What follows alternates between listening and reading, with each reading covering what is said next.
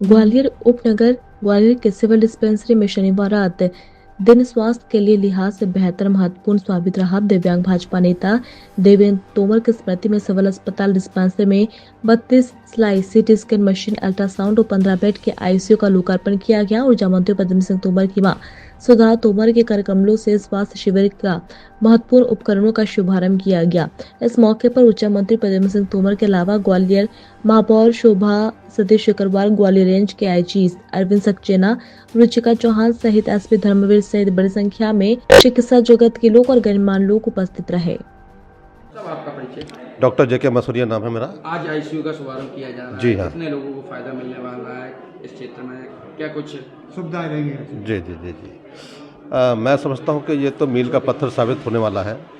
ICU स्थापित होना एक बहुत बड़ी बात है और किसी भी सिविल हॉस्पिटल में आईसीयू स्वीकृत नहीं होता है, लेकिन माननीय की वजह से ये स्वीकृत हुआ है, जो कि हमारे यहाँ की जो जनता है, जो ग्वालियर उपनगर है, वहाँ पर सारे के सारे मतलब इतना ज़्यादा पैसे वाले नहीं हैं, कमज़ोर वर्ग से ही आते हैं।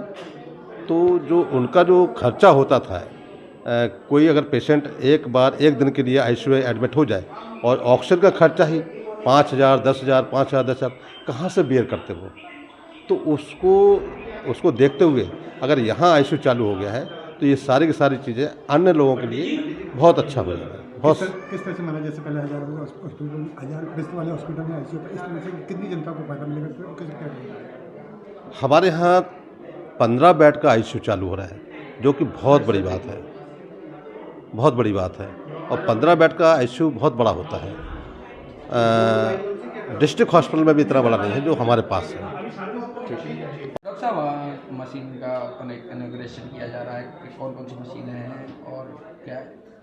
आज हम प्रभारी मंत्री जी, माननीय मंत्री जी पद्म सिंह तोमर जी के बहुत ही आभारी हैं कि उन्होंने CSR फंड से अत्याधिक आधुनिक सीटी स्कैन मशीन जो 32 स्लाइस की है, इस क्षेत्र के लिए समर्पित की है, जिससे जिस चीज़ के लिए मरीज, गरीब मरीज जिसके पास पैसा नहीं होता था, जो अफोर्ड नहीं कर सकता था, आज वो इस मशीन से बहुत ही रियायती दर, जो गवर्नमेंट की रियायती दरें रहती हैं, उसमें अपनी जांच करा सकेगा और टाइम से इलाज ले सकेगा।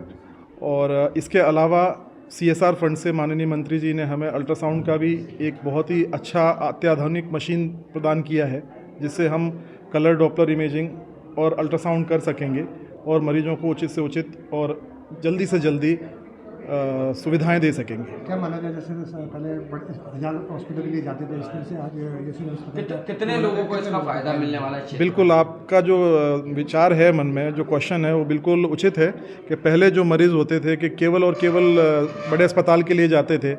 अभी बड़े अस्पताल में तो लोड कम होगा ही होगा, इससे मरीजों को बहुत ज़्यादा फ़ायदा मिलेगा, क्योंकि वहाँ पूरे ग्वालियर के अलावा भिंड, मुरैना, दतिया, झांसी, कई लोग जगह से आते हैं 1000 बिस्तर में। अभी यहाँ पर भी हमारे यहाँ 1500 पेशेंट्स की पर डे की OPD है और यहाँ पर हम अल्ट्रासाउंड भी कर रहे हैं, एक्सरे भी कर रहे हैं, अभी CT स्कैन भी चालू हो जाएगा।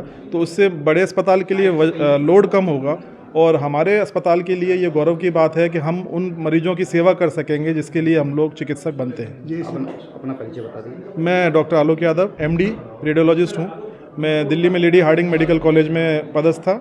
वहाँ से आने के पश्चात में मेरा ग्वालियर मेरा होम टाउन है, तो यहाँ मैं सेवाएं दे रहा हूँ। आईसीयू का भी कितनी आईसीयू किस तरह की सेवा दी जाएगी? आईसीयू की सुविधा भी आज यहाँ पर शुरू की जा रही है, वो भी माननीय मंत्री जी ने CSR फंड से करवाया है। उसमें माननीय मंत्री जी ने 10 बेड का आईसीयू और उसको एक्सटेंड भी करेंगे।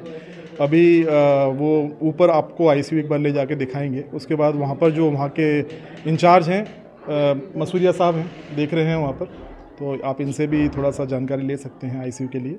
और सभी अत्याधुनिक वेंटिलेटर्स और बेड्स और जितनी भी बेस्ट फैसिलिटीज़ दे सकते हैं वो यहाँ पर उपलब्ध हैं।